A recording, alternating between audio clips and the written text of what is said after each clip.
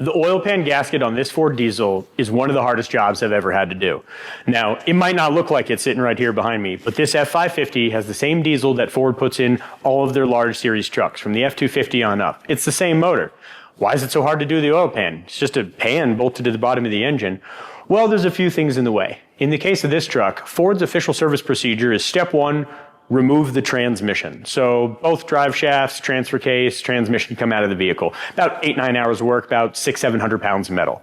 Once that's done, they want you to, from below the vehicle, lift the engine up, remove the motor mounts, lower the engine down so you have enough room to actually get the oil pan out, change the gasket, replace it.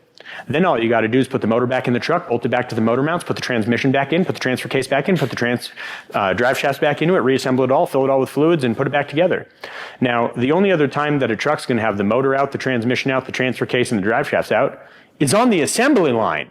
So if your Ford leaks, you just got to take the whole truck apart and put it back together. Or if you're like one of these fleets that has an F550 for their construction company, you come and see me on the weekend, we knock this out, and you get right back to work. These guys, welders in the bed, they need to be at work. The dealership said we can't touch it for 2 weeks. We said, we'll see you tomorrow.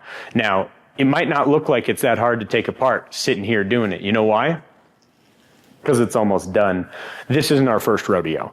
Ford's official service procedure says to pick this truck up all the way in the air and have your technician stand underneath it and use 2 pole jacks to support the weight of that engine while they move it around. I don't like the idea of my folks standing underneath a 2,000-pound engine and jeopardizing their safety.